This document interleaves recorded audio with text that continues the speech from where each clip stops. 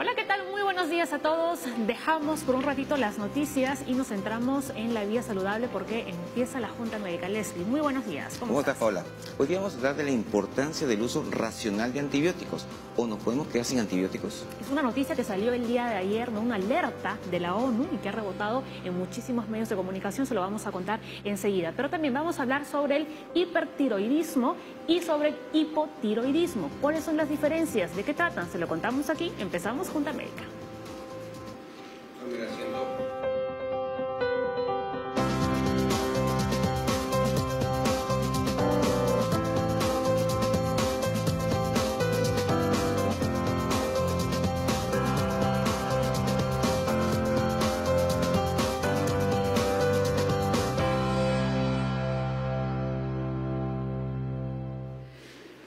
Arrancamos el programa, tenemos mucha información saludable e importante que compartir con todos ustedes. Recuerden que estamos en vivo, ¿no, Leslie? Así que desde ya les vamos a ir contando cuáles son todos los temas que vamos a abordar en la Junta Médica y pueden enviar sus preguntas a través de las redes sociales o si no llamando a la línea médica, que ahí está el número ya en sus pantallas. A ver, ¿cuáles son los temas que vamos a tocar el día de hoy? Comenzamos con lo que es el uso racional de antibióticos. Eso implica que no hay que automedicarse y vamos a ver qué va a pasar en el futuro. Así es, también vamos a conversar sobre las nuevas directrices que ha dado la OMS en cuanto a los buenos hábitos de los niños menores a los 5 años. Importante. Así es.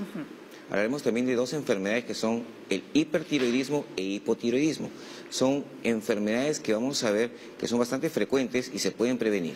Por supuesto, como siempre le decimos, contamos con los mejores especialistas aquí en Junta Médica, ¿no? Que nos explican a todo detalle sobre esas enfermedades que tienen que ver con la glándula tiroidea. Así es. Pero también tenemos una secuencia con los bomberos. Ellos nos van a explicar cómo debemos apagar el fuego dependiendo de su origen, ¿no? Y sobre todo es importante porque son casos domésticos. Así es, de la vida diaria.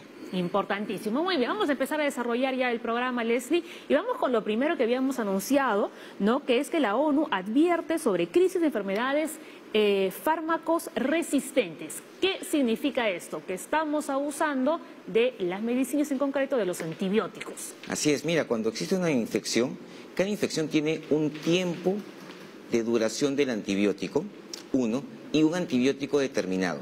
Cuando la gente va y se automedica, y en vez de usar 7 días un fármaco para una infección urinaria, por ejemplo, usa 2 días porque se siente bien.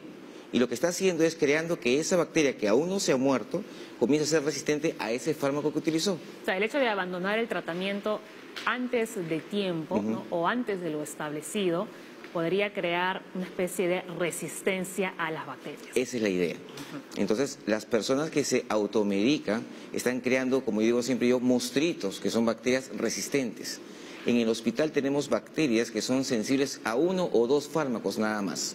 Entonces, cuando uno prescribe un antibiótico, cuando se necesita, debe ser en el tiempo requerido. Por ejemplo, si yo tengo una artritis séptica, una articulación, mínimo son 6 semanas. Si alguien tiene un absceso en alguna parte, puede ser varios meses de antibiótico. Si alguien tiene una infección urinaria baja, son 3 a 5 días. Todo está determinado por estudios.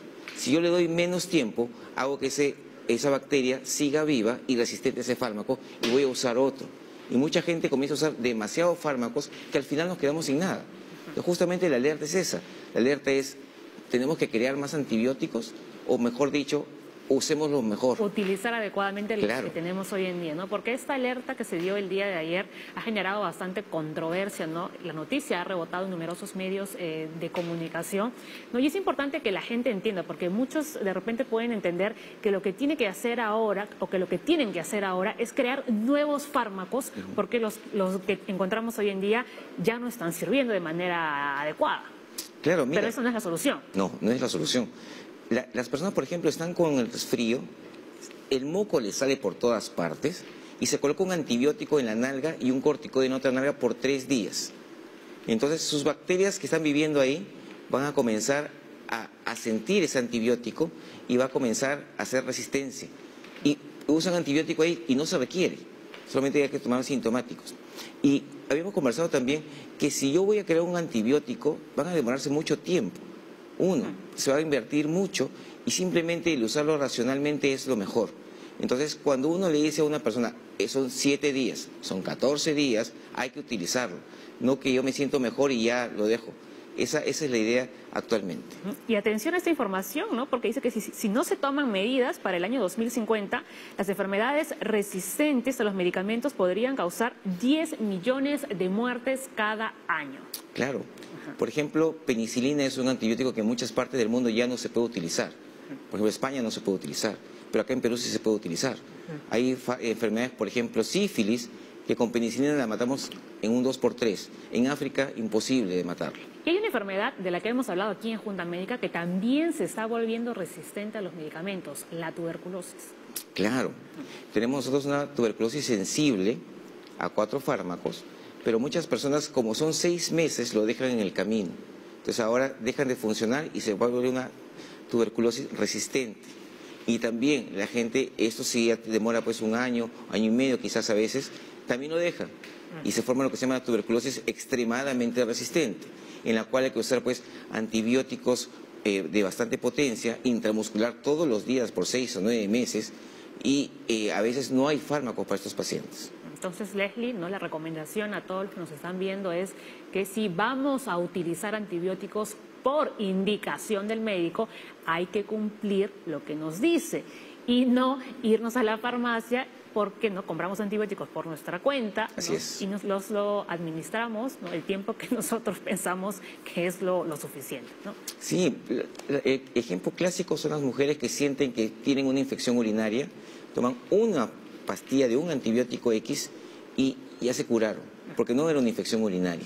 Entonces, a la hora que ya la tienen, comienza pues mucha resistencia y dicen, pues a mí nunca me ha dado infecciones urinarias a repetición, y lo que ha hecho es crear pues una infección resistente. Así es, muy bien. Bueno, dejamos ya este tema de lado. Tenemos una consulta en las redes sociales, ¿no?, sobre nuestro tema del día. A ver, Janet Rodríguez dice, ¿cuál de las 2 alteraciones en la tiroides es la más peligrosa? ¿Hipotiroidismo o hipertiroidismo? Janet, enseguida, ¿no?, después de la pausa, vamos a conversar con los médicos aquí en la Junta Médica y van a poder responder tu consulta. Vamos con otro tema del día, Leslie, y es que la OMS, ¿no?, ya hace unos días ha brindado cuáles son las nuevas directrices, ¿no?, en cuanto a los buenos hábitos sobre los menores, ¿no?, para la redundancia, de 5 años. ¿No? Tenemos una nota justamente sobre ese tema, la vamos a ver y luego comentamos. La Organización Mundial de la Salud ha publicado sus primeras directrices sobre la actividad física, el comportamiento sedentario y el sueño para niños menores de 5 años. Según las recomendaciones, los pequeños menores de 1 año deben dormir entre 12 a 17 horas diarias y ser físicamente activos varias veces al día, incluyendo 30 minutos boca abajo si aún no pueden movilizarse. El tiempo frente a pantallas no es recomendable durante estos meses.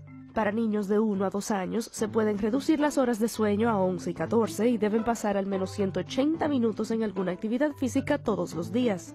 Una vez cumplan los 2 años, no se recomienda más de 1 hora frente a pantallas.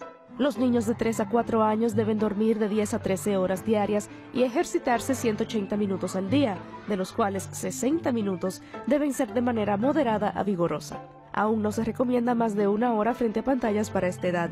Las directrices indican que los niños no deben pasar más de 1 hora a la vez en cochecitos o en brazos de un adulto. La organización ya había hecho recomendaciones para niños mayores de 5 años. Para el Minuto de Salud, les informó Lynn Franco.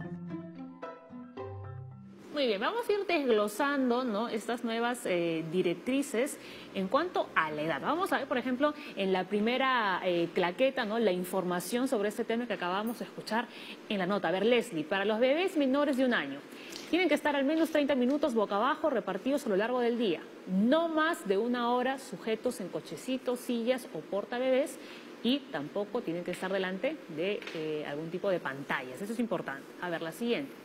Los bebés menores de 1 año, de 0 a 3 meses, dormir entre 14 y 17 horas al día. De 4 a 11 meses, dormir de 12 a 16 horas al día. Oh, bastante, Quiero ¿no? ser un bebé yo. Muchos, creo, de aquí del programa quisieran ser bebés en este momento. A ver, vamos con la siguiente. ¿Qué hay de los niños de 1 a 2 años? A ver, al menos 3 horas de actividad física a lo largo del día. No más de 1 hora sujetos en cochecitos, sillas o portabebés.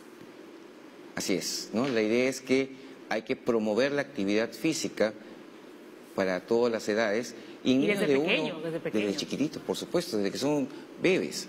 Niños de 1 o 2 años, no usar pantallas hasta los 2 años y luego durante 1 hora al día como máximo, dormir de 11 a 14 horas al día, incluyendo siestas. Y eso de las pantallas es importante, ¿no? Porque ahora pues los niños nacen con la tecnología, ¿no? Y a veces pues para los padres es como que inevitable, ¿no? Colocarles la tableta, el celular, ¿no? Para que se entretengan. Entre comillas, pero le estamos quitando pues la capacidad y habilidad de estar moviéndose, haciendo que su mente haga imaginación en muchos aspectos, entonces no hay que hacer eso. Muy bien. Y luego que genera dependencia también, ¿no? Esta clase de dispositivos. Tenemos más cosas. A ver, tenemos otra claqueta. Ahí está. Niños de 3 y 4 años. Al menos 3 horas de actividad física, una de ellas de intensidad moderada y vigorosa. Esto es importante. Y también, no más de 1 hora sujetos o sentados durante mucho tiempo. Tienen que estar moviéndose los niños de 3 a 4. Constantemente. Niños de 3 y 4 años, no más de 1 hora de pantallas al día y dormir de 10 a 13 horas. También bastante, ¿no? 13 horas. Bastante. ¿No? ¿Y cuándo ya pasamos a dormir 7 horas diarias? Cuando bueno, somos algunos adultos. no más de 7. Cuando somos adultos. Pero realmente ser niño es lo máximo. De verdad, ¿no? Y no lo aprovechamos. No aprovechamos eso. Muy bien. Ha quedado claro entonces la información que acabamos de brindarles, ¿no? Eso lo ha dado, ¿no? La OMS, son directrices de la OMS, así que por favor hay que hacerle caso. Tenemos una nueva consulta antes de irnos a la pausa, ¿no? Sobre nuestro tema del día. Francis Romaní, ¿la tiroides y la glándula endocrina guardan relación? ¿Ambas producen las hormonas? ¿En qué se diferencian?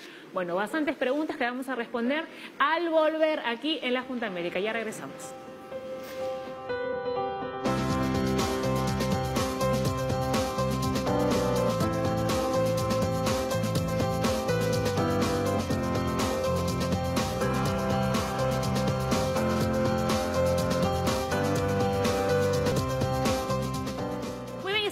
En la Junta Médica, recuerda que estamos en vivo, así que pueden seguir enviando todas sus consultas a nuestras cuentas de la Junta. A ver, vamos con nuestro tema del día. Las hormonas tiroideas ayudan al cuerpo a utilizar energía y a que el cerebro, corazón y otros órganos funcionen con normalidad. El hipertiroidismo se debe al exceso de hormonas tiroideas, mientras que el hipotiroidismo es provocado por la falta de ellas. Esta es la principal diferencia, ¿no? Porque a veces confundimos los términos, pero los doctores nos van a explicar mucho mejor todavía en qué consisten estas dos enfermedades o alteraciones. A ver, para ello hemos invitado al doctor Ray Tixen, endocrinólogo del Hospital Cayetano Heredia, también la doctora Patricia Rondón, endocrinóloga pediatra, jefa del Servicio de Pediatría y Adolescente del Hospital Sabogal, y por supuesto, ¿no? Ya está en la Junta Médica el doctor Leslie Soto, médico internista e infectólogo del Hospital Cayetano Heredia. Doctores, muy buenos días. Hablamos de 2 temas importantes, son 2 temas extensos también, ¿no? Pero vamos a intentar hacerlo lo más sencillo posible, ¿no? Para que nuestra audiencia pueda comprenderlo. Hablamos del hipertiroidismo e hipotiroidismo. A ver, ¿quién quiere empezar? No sé. Bueno, doctora. Sí. Muchas gracias por la invitación. El hipo y el hipertiroidismo son de las patologías endocrinas las más frecuentes, ¿no? Al menos en la población pediátrica. Y como bien dijiste, el hipotiroidismo se debe a una disminución de la actividad de la glándula tiroides, que es una glándula que tenemos en la parte anterior del cuello, y que causa trastornos que a veces pueden pasar muy sutilmente en los niños. Es una glándula en forma de mariposa, ¿no? Así es, ¿no? Y por eso es que el chequeo continuo con el pediatra nos va a poder orientar y hacer ver que el niño amerita una atención oportuna en el especialista, ¿no? Y por otro lado también, en el momento de nacer, las alteraciones de la glándula tiroidea pueden pasar muy desapercibidas, no dar casi manifestaciones, y por eso es importante lo que es hoy en día el tamizaje neonatal, que es la manera precoz de detectar el hipotiroidismo congénito en todo recién nacido. Había una pregunta en las redes sociales, ¿no? Que decía, ¿qué es más peligroso, el hipertiroidismo o el hipotiroidismo? De las dos, el hipertiroidismo puede causar trastornos graves, ¿no? Cuando se tiene una excesiva actividad de las hormonas tiroideas, causando hipertensión, falla cardíaca, inclusive coma y muerte. Doctor Tixel. Gracias por la invitación. Bueno, evidentemente ambos cuadros son severos, sin embargo, como estamos de acuerdo que el hipertiroidismo tiende a ser más sintomático, ¿no? Es que el metabolismo está exacerbado, está acelerado, la persona está muy nerviosa, muy ansiosa, tiene tremor, a veces dificultades para escribir, tiene ansiedad, insomnio, no puede dormir. Si bien es cierto, baja de peso, pero es una baja de peso por enfermedad, es decir, tiene mucho calor, baja de peso, come más, pero baja de peso, ¿no?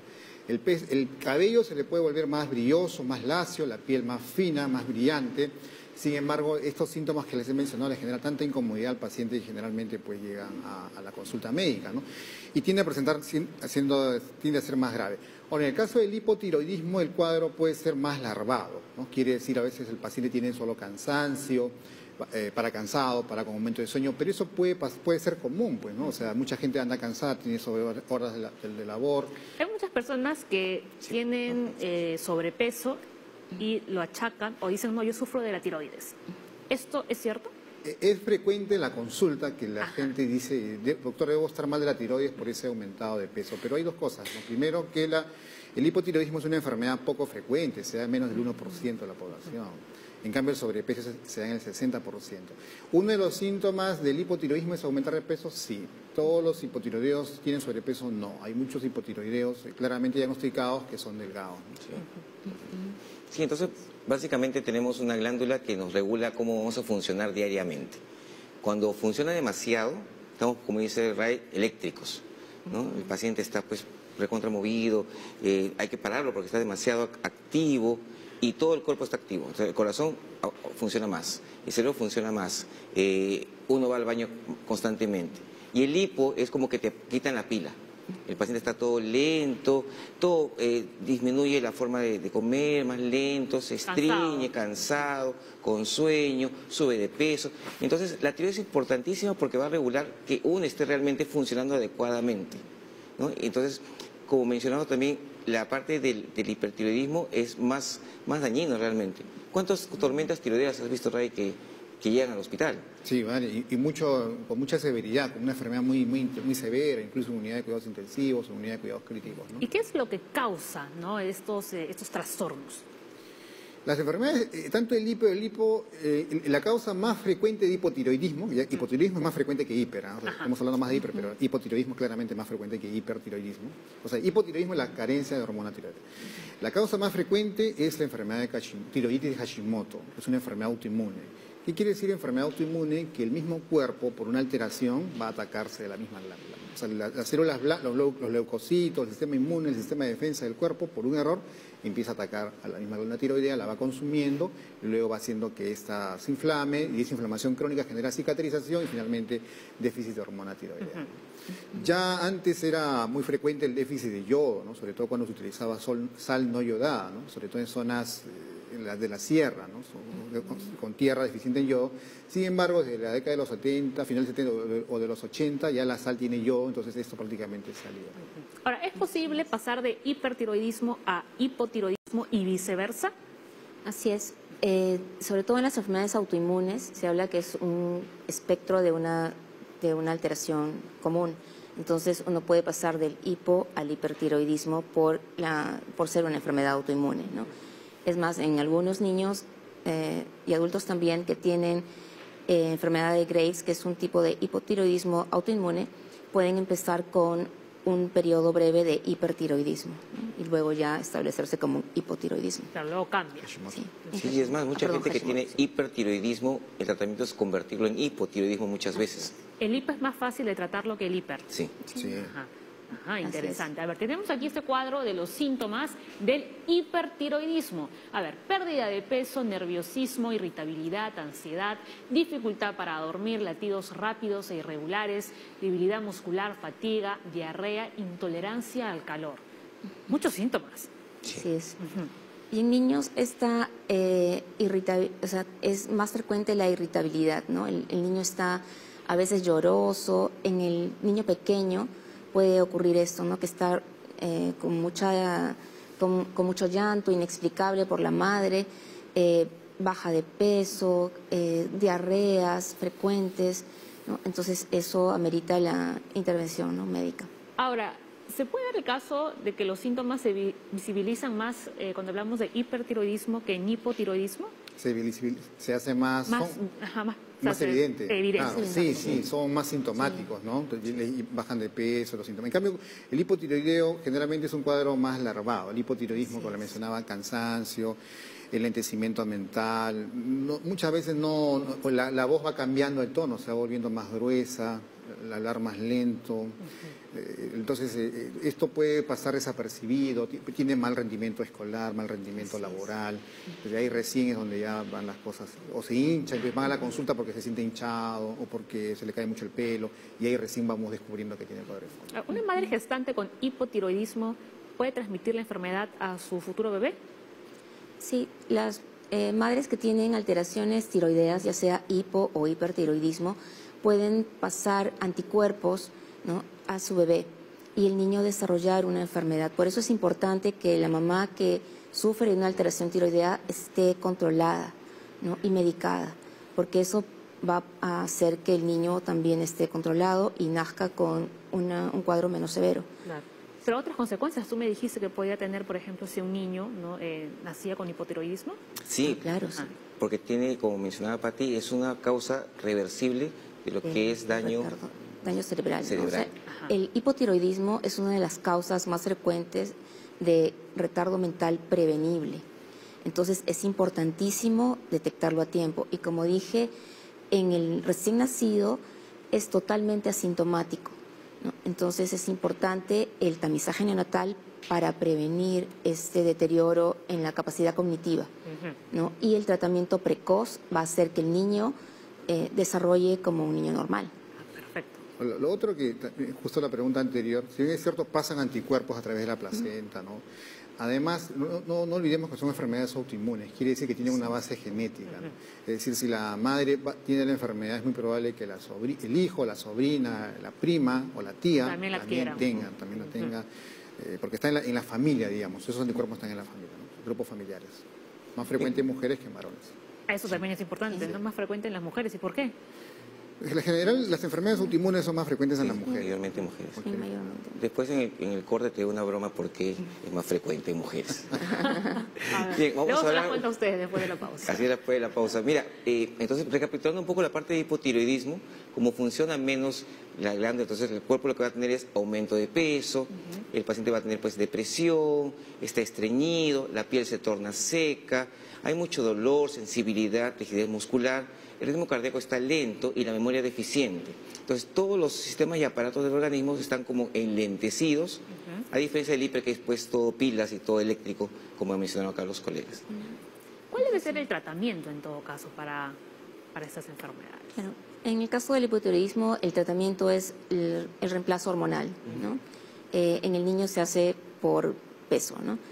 Y una cosa importante que, ahora retomando un poquito de lo anterior, es que en el niño una de las manifestaciones también puede ser el retraso en el crecimiento, ¿no? Entonces es importante que los niños vayan a su pediatra en su chequeo mensual durante el primer año y luego rutinariamente para que controlen cómo va la velocidad del crecimiento y también la ganancia de peso, ¿no?, que sea adecuada para la edad. Pero no solo provoca el retraso en el crecimiento, sino también puede provocar déficit de aprendizaje y disminución de la audición.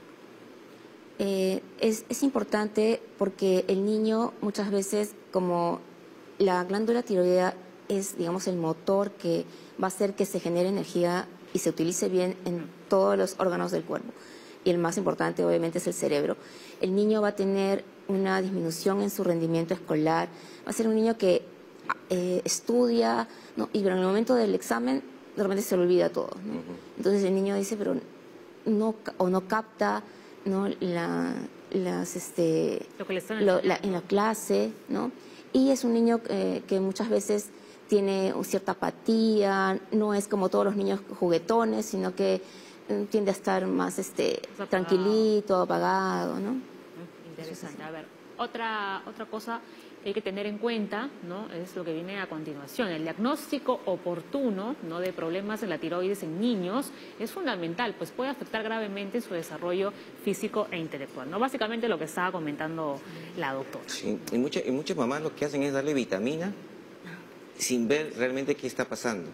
Entonces un niño que no juegue, un niño que está viendo pues que su desarrollo físico, su desarrollo intelectual está yendo más lento que el resto, pues hay que tomar la atención. Así es. Nosotros tenemos acá a los niños que si no funciona algo, vitaminas o cualquier cosa y se olvidan de algo trascendental de fondo que puede ser. Claro, porque piensan que estar así cansados, ¿no?, medio apagados, es porque necesitan ese plus de energía que lo van a conseguir con las vitaminas que van a comprar en una farmacia. Así es. Lo otro también es que todos los niños por naturaleza pues son activos, son juguetones, ¿no? Entonces muchas veces con estos problemas que hay mucha separación, a veces el niño queda al cuidado del padre, luego pasa al cuidado de la madre o el abuelo, etc. Luego hay el caso de un niño que era bien activo, ¿no?, y pasó al cuidado del abuelo por problema familiar. Y la abuela se dio cuenta que cuando le daba el tratamiento para el hipotiroidismo, el niño estaba bien activo, jugaba, un niño normal. Se dio cuenta que cuando se olvidaba de darle la pastilla en las semanas, el niño estaba más tranquilo, y como ella es abuela, mejor que verlo inactivo, ¿no? Claro. Y el perjuicio fue terrible, porque ya la adolescencia tiene por retraso de crecimiento, ha perdido años escolares, mal rendimiento académico, etc. Y al final se descubrió que era eso, ¿no? A ver, tenemos una consulta, doctores, justo ahora la que ya nos había llegado antes. A ver, pero para que lo puedan contestar. Francis Romaní, ¿la tiroides y la glándula endocrina guardan relación? ¿Ambas producen las hormonas? ¿En qué se diferencian? Bueno, la tiroides es una glándula endocrina. Las glándulas endocrinas son varias, ¿no? El páncreas, la hipófisis a nivel cerebral, y bueno, también la tiroides, ¿no?, suprarrenal. Entonces, una de estas es la tiroides y fabrica pues hormonas. Las glándulas endocrinas fabrican hormonas, en este caso la tiroides, que está ubicada acá en la parte anterior del cuello, fabrica las hormonas tiroideas. A ver, otra consulta también. Esto nos ha llegado desde el Twitter. Jean-Pierre, ¿el hipertiroidismo tiene cura?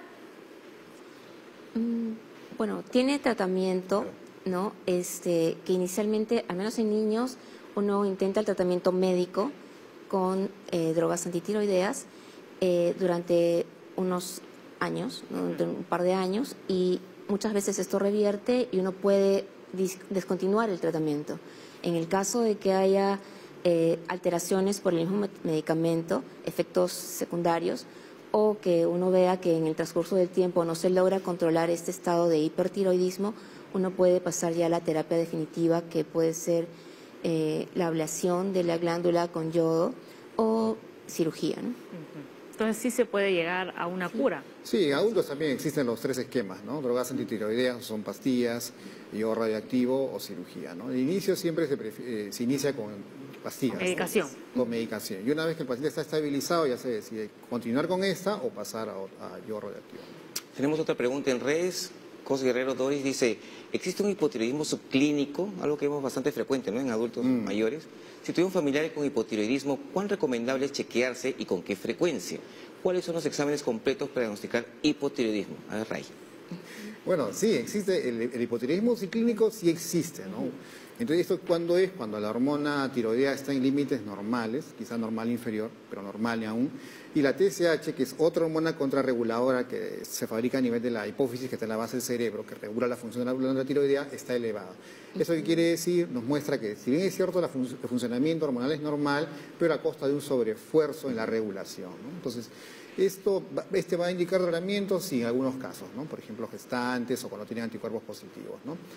Si tuvimos familiares, sí, pues si tiene familiares es un riesgo para hacer enfermedad tiroidea, sí, ¿no? Y más aún si tienes anticuerpos positivos, ¿no? Esto se puede hacer en un chequeo. Generalmente las personas van a hacer estos cuadros entre los 20 y 40 años, ¿no? Salvo los casos pues, de la niñez, con gente tal, pero siempre entre 20 y 40 años quizá un chequeo una vez, luego cada 2 años, o cuando ya el médico le instruya qué síntomas tener y que presente, y de acuerdo a eso venir a la consulta. Sí, al respecto, también muchas madres o padres acuden porque ellos son hipotiroideos y solicitan que anualmente se les haga un chequeo a los niños, ¿no? Pero eso no es lo recomendable. Hay ciertos grupos en que sí se necesita un chequeo preventivo, porque las enfermedades tiroideas son más frecuentes, como por ejemplo en los casos de los niños con síndrome de Down. Pero en el resto, salvo en la etapa neonatal, que sí debemos hacer un despistaje, en el resto de la etapa infantil, lo que se tiene que hacer es una supervisión de los síntomas y signos que produce el hipotiroidismo, ¿no? Muy bien, vamos con una última consulta antes de irnos a la pausa. A ver, Agnes dice, mi mamá fue diagnosticada hace 18 años con hipotiroidismo. Desde entonces debe tomar prednisona y Eutirox. Okay. ¿Es verdad que estos tratamientos son de por vida? Bueno, acá el Eutirox es la levotiroxina, o sea, Eutirox es una marca, ¿no? La molécula se llama levotiroxina y que viene a hacer la función de la hormona tiroidea, ¿no? ¿La debe tomar de por vida? Sí. Ahora, en el caso de la prednisona y Eutirox, bueno, en base a la información que da, que es escueta, ¿no? Entonces, aparentemente lo que ha tenido la señora es un síndrome de Sheehan, ¿no? Este se produce por una consecuencia posterior a un parto, hay una hemorragia masiva, entonces hay una función, se altera la función a nivel de la hipófisis y la función de la producción de los corticoides está alterada y es por eso que además le están dando prednisona. Lo más probable es que lo utilice de por vida, ¿no? Ajá, correcto. A ver, vamos ahora sí ya con la última de este bloque y después a la pausa. Esta vez del Facebook. August Rivas, por favor, hablen sobre el yodo en el hipertiroidismo. El yodo que ya lo habías comentado un poquito, para ver, más extenso. Sobre el yodo, o sea, en el caso del yodo era la causa más frecuente, una de las causas más frecuentes de hipotiroidismo hasta la década de los 70, bueno, y esta enfermedad está descrita pues de la época colonial, incluso anterior, ¿no? O sea, en los huacos preincas se ve pues un bocio, ¿no? Imágenes como retratos con bocio. Entonces, ya como la sal viene yodada, justo la sal está yodada, entonces ya no hay déficit de yodo y la principal causa ahora viene a ser la tiroiditis autoinmune, ¿no? Ya no es por déficit de yodo. En el caso del hipertiroidismo se utiliza yodo, pues sí, yodo radioactivo. Ajá, como tratamiento. Sí, como tratamiento. O sea, ingieren unas gotas con yodo marcado con radioactivo, llega esto a la tiroides lo capta y produce una cicatrización, ¿no? O sea, acelera el proceso de cicatrización. Como hay una sobreproducción de hormonas tiroideas, hay una sobreproducción en la fabricación, las cicatriza de modo que muchas de estas se vuelvan no funcionantes y se quede solo con lo necesario, ¿no? Perfecto, muy bien, nos vamos a la pausa, pero recuerden que pueden seguir todavía enviándonos sus consultas. Al volver, vamos a hablar de los bomberos. ¿Y qué nos van a enseñar, Leslie? Cómo apagar un incendio de acuerdo a su origen. Así es, y regresamos aquí en la Junta Técnica.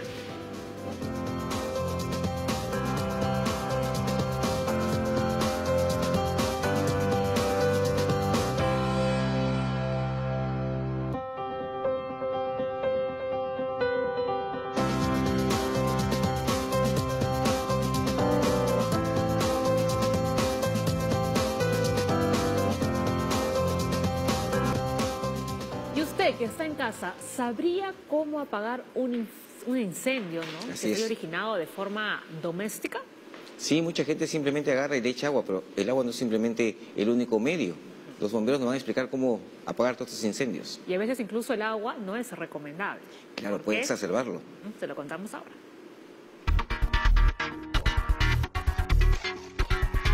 Junta Médica ya llegó con los bomberos porque es importantísimo estar preparados e informados. Cristian, cuéntanos, dependiendo del origen del fuego, ¿cómo deberíamos apagarlo? El fuego es una reacción química que desprende luz y calor. Para que pueda existir un fuego tienen que existir tres elementos: el calor, el oxígeno y el material combustible. En caso de cortocircuito, ¿qué debemos hacer? Que eso sucede muchísimo en las casas. Lo primero que tenemos que hacer es guardar la calma y posteriormente ya marcar el número de emergencias, que es el 116. Una vez que hayamos bajado la llave de energía, lo que vamos a hacer es evacuar. Y si el fuego recién se está iniciando, ¿podríamos echarle agua quizá o hay algo que no debamos hacer a toda costa? Lo que vamos a hacer es, sí, podemos aplicar un agente extintor. En este caso puede ser un agente extintor de agua y podemos apagar por enfriamiento el pequeño amago incendio que se ha generado.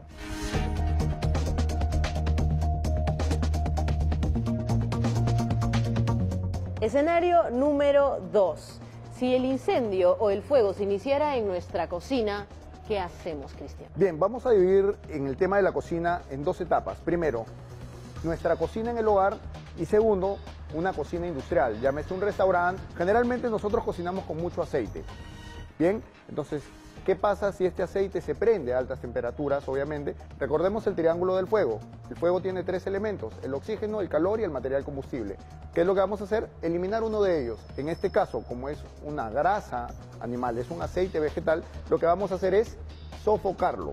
Vamos a colocar una tapa sobre el sartén y posteriormente apagar la cocina. A veces cometemos el error de echarle algún tipo de extintor. En este caso, agua. ¿Qué pasa si yo lanzo una cubeta de agua? La reacción que va a tener el agua va a ser muy fuerte y lo que va a generar es que el aceite salte hacia mí, me va a quemar completamente. Si el aceite está en llama, va a saltar y me voy a incendiar completamente. Lo más recomendable es sofocarlo de manera adecuada. En este caso, si nosotros en casa tenemos una tapa o un trapo húmedo grande, simplemente tapar toda la sartén, toda la parte de la sartén incendiada y sofocarlo. Y en el caso yo ya esté en llamas y viene otra tercera persona a socorrerme, ¿qué es lo que debe utilizar? Si tenemos una manta o una frazada, de preferencia gruesa y de algodón, lo mejor que podemos hacer es cubrir a toda esa persona para cortar nuevamente uno de los factores que genera el fuego, en este caso que es el oxígeno. Generalmente una persona que se está quemando no está quieta.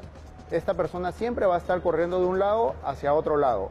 Lo más ideal es que nosotros tratemos de acercarnos lo más rápido posible hacia ella. Lo que vamos a hacer es cubrirla completamente con la manta para poder sofocarla completamente.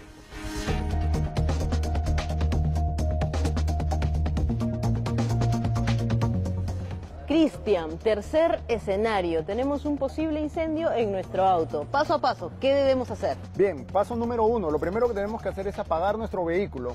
Segundo, abrir el capó muy rápidamente y bajar con nuestro agente extintor. Paso importante, decirle a una persona que marque el número de emergencias del cuerpo de bomberos, el número 116. Romper el precinto de seguridad de nuestro extintor, sacar el pin de seguridad y lo que vamos a hacer es aplicar el agente extintor por la rendija de nuestro vehículo. Una vez que hayamos acabado el agente extintor, lo ponemos en el piso en esta posición y esperamos que lleguen los bomberos. Los vehículos hoy en día vienen ya con un agente extintor debajo del asiento del piloto, algunos debajo del asiento del copiloto. La idea es que el agente extintor siempre esté a la mano y sea para un uso más rápido, ¿no?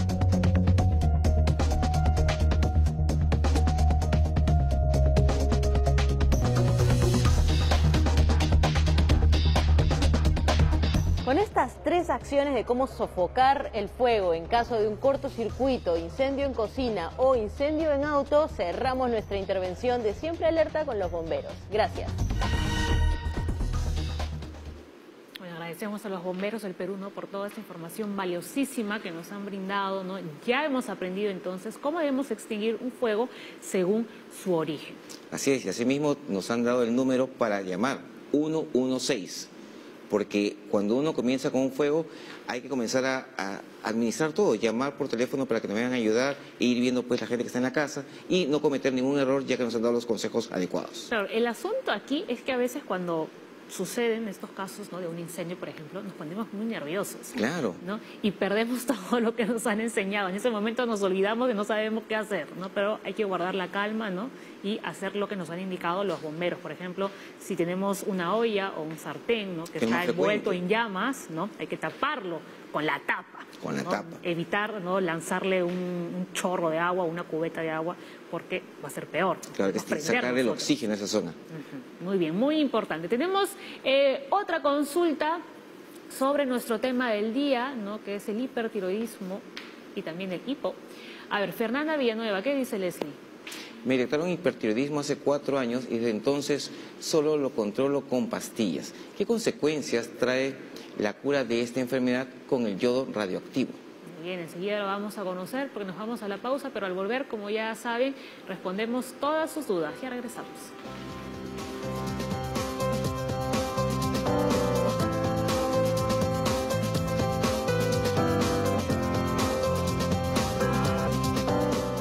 Vamos ya con lo último del programa. Teníamos una consulta, ¿no?, que nos había llegado en las redes sociales, pero antes Leslie quería hacer una acotación respecto al yodo. Sí, justamente como mencionaron acá, el yodo es parte pues de la hormona, por eso que todo ha venido pues alrededor del yodo y lo fundamental que ahora tenemos pues yodo en la sal, hay yodo en la pasta dental, incluso hicieron hasta galletas con yodo para ciertas zonas que no había esto, ¿no? Y lo otro que también queríamos acotar era que, por favor, es una enfermedad que tiene tratamiento y que es de por vida, no hay que dejarlo, porque vamos a ver ahora que mucha gente lo deja y después vienen todos los síntomas y otra vez empezar de cero y vienen ya más complicaciones. Perfecto, muy bien. Ahora sí, nos vamos a la consulta de Fernanda Villanueva. Me detectaron hipertiroidismo hace 4 años y desde entonces solo lo controlo con pastillas. ¿Qué consecuencias trae la cura de esta enfermedad con el yodo radioactivo?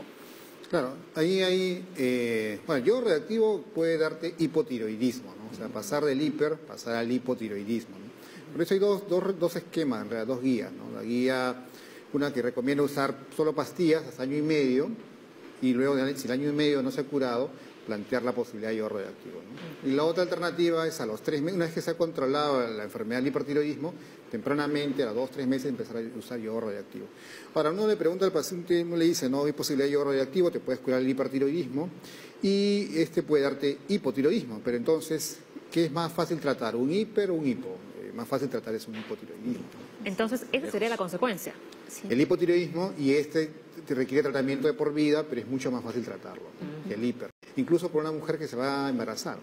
Si una mujer es hipertiroidea, está en edad fértil, uno le pregunta si deseas embarazarte, sería mejor usar yodo radioactivo al menos 6 meses antes que te embaraces. No puede ser menos, pero 6 meses. De modo que un embarazo, un hipotiroidismo es más llevadero, ¿no? Desde el punto de vista médico. Hay una consulta, Rey. Te vienen los pacientes a la consulta a decirte, doctor, ¿por qué tomo tanto tiempo las pastillas? ¿No me va a afectar el hígado? Porque todo el mundo se preocupa del hígado y las pastillas pues no fastidian el hígado. Bueno, sí, no, es una de las consultas más recurrentes en cualquier especialidad, creo que es el temor al daño al hígado, que el hígado está tranquilo por ahí. Claro, no pasa nada acá. Así es. A ver, vamos con la siguiente consulta. También desde el Facebook, Catherine Caguas. A mi hija le diagnosticaron hipotiroidismo a los 3 meses de nacida. Actualmente está tomando levotiroxina de 100 mililitros. ¿Qué me recomiendan? Bueno, si le han diagnosticado hipotiroidismo desde temprana edad, lo más recomendable es que, que siga su chequeo, ¿no? Dependiendo de la edad, durante el primer año es mensual, luego ya cada 3 meses hay que hacer inclusive el dosaje de la hormona para ver que no nos estemos excediendo o nos falte y regularla, ¿no? Entonces, si ella está controlándose y su médico le ha dicho que debe tomar 100 microgramos de levotiroxina, debe continuar tomándolo. Microgramos, ¿no? Pues sí, microgramos. Porque de lo contrario va a comenzar a tener todos los síntomas del hipotiroidismo, ¿no? Cansancio, fatiga, bajo rendimiento, anemia, va a tener bajo rendimiento escolar, ¿no? Sobrepeso, todas las cosas. Muy bien, a ver, más consultas para nuestros médicos aquí en la Junta Médica. Fue una llamada telefónica. Leslie. Tengo 36 años, nos dice Carmen, y síntomas del hipertiroidismo desde hace 6 años. Mi doctor dice que es un nódulo en la tiroides. ¿Tendré hipertiroidismo? Bueno, son dos temas distintos, ¿no? Sí. Un tema es el nódulo tiroideo. Cuando tiene nódulo tiroideo hay que determinar si ese nódulo es benigno o es maligno, ¿no? Generalmente es benigno, ¿no? Y el hecho de que tenga, o sea, es básicamente estructural, ¿no? Ahí tiene su protocolo de manejo, hacerle una biopsia por aspiración, si corresponde o no, etc. Y el hipertiroidismo en sí es más bien de función, cómo funciona la glándula tiroidea, y para diagnosticar se debe hacer un dosaje de las hormonas, ¿no? Tanto de hormonas T4 libre, T3, TSH, ¿no? Entonces pueden venir juntas o pueden venir separadas, ¿no? Vamos con más consultas. ¿Tenemos más consultas aquí en las redes? Claro que sí. Otro, el teléfono. A ver, Mónica Bazán, tiene 36 años, llamó desde Surco. Estuve en tratamiento de hipertiroidismo por 11 meses. Dejé 1 año los medicamentos. Mis resultados salieron bien, pero sigo con los síntomas. Pérdida de cabello y cansancio. Hace 8 meses retomé el tratamiento, pero sigo sintiéndome mal. Bueno, ahí habría que reevaluar el caso, ¿no? De todas maneras, no solamente es un tema de seguimiento hormonal, sino también clínico, si es que los síntomas que ella tiene son atribuibles a la función tiroidea o otra enfermedad de fondo, ¿no? Si bien es cierto, una vez que remite el cuadro de hipertiroidismo pueden haber recaídas en los síntomas, es decir, una vez que controle el cuadro puede recaer, pero para esto requiere pues un seguimiento con su médico, ¿no? Muy bien. Ya no tenemos más consultas. Muchísimas gracias a todas las personas que día a día, ¿no?, nos escriben, ¿no?, y nos mandan, ¿no?, sus preguntas para que los médicos puedan resolverlas. A ver, doctores, ¿cuáles serían las conclusiones? Y más que las conclusiones, las recomendaciones que les brindarían ustedes, ¿no?, a los televidentes. Bueno, en el caso de niños, como vuelvo a mencionar, en la etapa de recién nacido, el tamizaje neonatal que va a detectar precozmente el hipotiroidismo congénito. Ya más adelante, en la fase de lactantes, escolares y adolescentes, digamos, el pescar tempranamente los síntomas atribuibles a cualquiera de estas dos enfermedades, como cansancio, bajo rendimiento escolar, falla en el crecimiento de talla o irritabilidad en el caso del hipertiroidismo, taquicardias, ¿no? Sudoración excesiva, baja de peso en el caso del hipertiroidismo. Todo eso nos va a alertar y el pediatra a cargo del paciente es el que nos va a remitir al paciente al especialista, ¿no? Para ver si es que realmente tiene una alteración de la glándula. Doctores, acabamos de recibir una última consulta para que ustedes vean que hasta las 10 de la mañana no podemos recibir todavía las preguntas. Múltiples que llegan. Así es, a ver, Divina Galleta, bueno, dice, ¿el hipotiroidismo afecta al corazón? ¿Cómo debe ser la alimentación de una persona con hipotiroidismo? Bueno, el hipotiroidismo efectivamente afecta pues el corazón, ¿no? El corazón, en el caso de una persona adulta, también aumenta de tamaño, se engruesa, su función se ve alterada, incluso puede haber derrame. Hay una capa que cubre el corazón y este se puede llenar de líquido, dependiendo de la severidad del hipotiroidismo, ¿no? Evidentemente, una persona que está con tratamiento, o sea, con reemplazo hormonal, lo que le falta en el hipotiroidismo es la hormona tiroidea. Si tú le das hormona tiroidea y lo toma de manera adecuada, en su horario adecuado... Se regula. Se regula. Es como le falta pila a un equipo y le das y funciona, ¿no? La alimentación debe ser convencional. Normal. O sea, saludable. Saludable, como le puede recomendar a cualquier persona, ¿no? Muy bien. Leslie, sí, por lo tanto, nos vamos ya. Entonces hemos visto hoy día hipertiroidismo e hipotiroidismo. Enfermedades que se pueden controlar, se van a ir a un endocrinólogo o médico internista quien le va a consultar las hormonas tiroideas y el seguimiento es con medicación de por vida. Tanto en el Ministerio de Salud como en Salud tienen el medicamento, así que no hay excusas. La persona con este tratamiento va a hacer su vida normal para siempre, de por vida, y vamos a tener que seguir siempre los controles. No dejen sus pastillas, por favor. Ya lo saben, pueden buscar, ¿no?, a la doctora Rondón en el Hospital Sabogal, ¿no?, y al doctor Ray Tixe en el Hospital Cayetano Heredia, y lo mismo también al doctor Soto, que han aumentado sus consultas. Muy bien, ya nos vamos, que tengan todos un bonito día. Hasta mañana, chao. Chao.